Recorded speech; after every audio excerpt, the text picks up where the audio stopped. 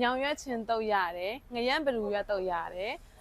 သမုံပွင့်တုတ်ရတယ်တင်မောပွင့်တုတ်ရတယ်ဒီ vlog လေးကတော့ကြောက်ပတောင်းထိသွားကြမလို့ပဲနဲ့ကြောက်ပတောင်းမုတ်ပြားတလက်စစ်စားရဖို့ရယ်အညာဒေသမှာထွက်တဲ့အရွက်တုတ်လေးတွေကိုဈေးပြင်းနေပြင်းနဲ့အေးအေးဆေးထိုင်စားလို့ရမယ်ဆိုင်လေးတစ်ဆိုင်ကိုရိုက်ပေးထားတာဖြစ်ပါတယ်ဟိုမင်္ဂလာပါဒီနေ့တော့အေးတွေကမြောက်တကုံဘိုမင်းရောင်လမ်းနဲ့လော်ပီတာလမ်းတောင်မှာရှိရဲဒီမှာဒိုရိုးရ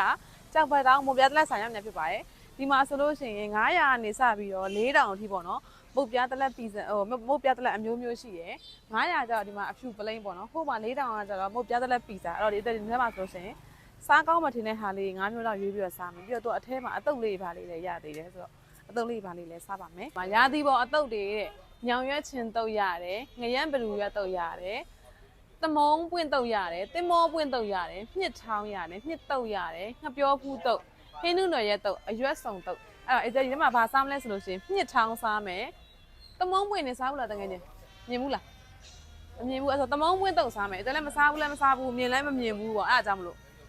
ဒီဘက်မှာကျတော့အတုပ်ဆောင်မှာတင်မောတိတုပ်တိုးဘူးတုပ်ရှောက်တိတုပ်အခွေရှောက်တိတုပ်စားမယ်ရှောက်တိနဲ့မြင်းခွာရတုပ်ထားတာရတယ်ထမင်းတုပ်လည်းရတယ်ပိုးရည်ကြီးထမင်းလည်းရတယ်လက်ဖက်တုပ်လက်ဖက်တုပ်လည်းစားမယ်ဒီတို့ရိုးရကြောက်ပတောင်မပြတဲ့လက်ဆိုင်လေးရကြတော့မနေ့17နိုင်လောက်ကနေစပြီးတော့ဖွင့်နေပြီပေါ့နော်သူကသူ့ဆိုင်လေးကနေအေးလေးထိုင်းလို့ကောင်းနေဖြစ်ပါတယ်သူတို့ရောက်သွားတာ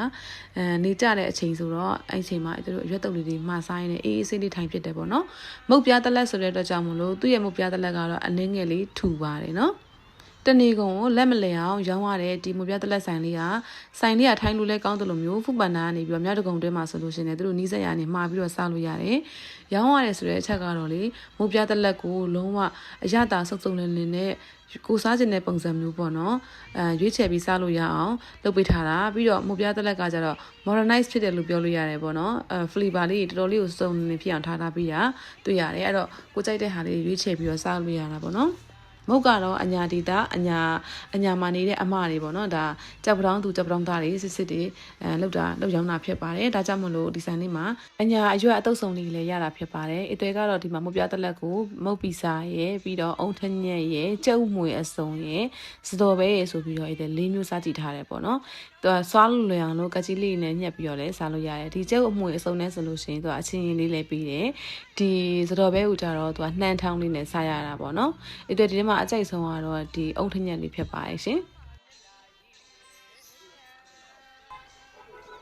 ကောင်းလား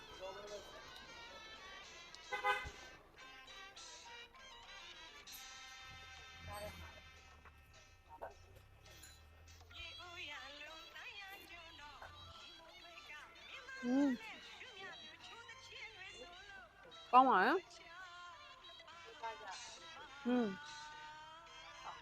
မဟုတ်သားလေအောက်ကမှမနဲ့အထက်အေးလေကောင်းလာ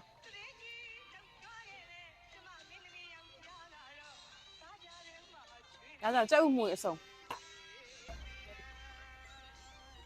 ဒီကျက်ဥမွေအစုံကိုကြတော့သူကမကြီးချင်လေးနဲ့တွတ်ပြီးတော့စားလို့ရတယ်ပေါ့နော်အထဲမှာဂေါ်ဘီလေးတွေလည်းချစ်ထားပေးတယ်ဂေါ်ဘီလေးနဲ့တွဲစားတာလည်းအချင်းလေးနဲ့တွဲစားတာလည်းတစ်မျိုးလေးပဲပေါ့နော်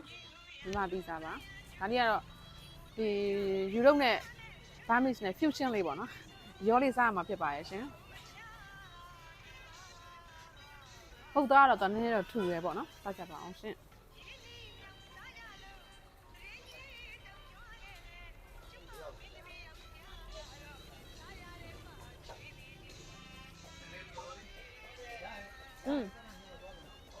ဒီဆိုင်လေးကတော်တော်လေးကိုတည့်ရိပ်ဝါးရည်လည်းကောင်းပြီးတော့အေးတဲ့အတွက်ကြောင့်မို့လို့တို့တငယ်ချင်းတွေကတော့အေးစစ်စစ်ထိုင်ပြီးတော့မှစားမှာပေါ့နော်ဒါပေမဲ့တို့မှားထားတဲ့ဟာလေးနဲ့မိတ်ဆက်ပြီးမှာပါအတုပ်လေးလည်းရပါပြီဒါကဘာလဲသမီးဒါကရှောက်သီးတုပ်ပါရှင်မုံပွင့်တုပ်ဖြစ်ပါရဲ့တဲ့ဒါတော့ငញ្ញမ်းဘလူးရက်တဲ့စားဘူးတော့မစားဘူးပေါ့နော်စားမယ်ဒါကတော့အီဒမာထားတာနှစ်ချောင်းဖြစ်ပါရဲ့နှစ်ထောင်ကောင်းလားမြေပြီးစနေနဲ့ထောင်းတာနှစ်ထောင်ကပေါ့လေးနဲ့ကောင်းတာ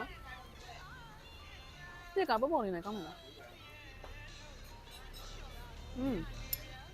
နှစ်ထောင်လေးကောင်းတယ်တော့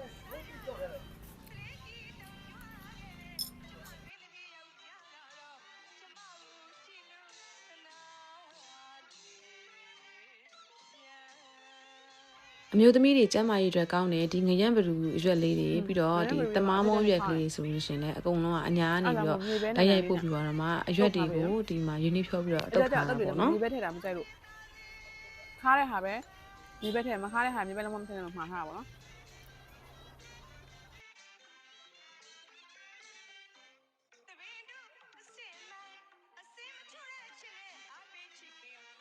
တမားမုံရွက်ကလည်းယောဂတော်တော်များများကိုပျောက်ကင်းတဲ့တကြောင်မလို့တမားတွေတော့မုံတဲ့တကြောင်မလို့တမားမုံနောက်ပိုင်းမှာတမုံရွက်တမုံပွင့်ဆိုပြီးဖြစ်သွားတာပေါ့နော်ဒီဆိုင်လေးရဲ့လိပ်စာကတော့စက်ပထောင်မိုးပြားတက်လက်စစ်စစ်တွေလည်းရပါတယ်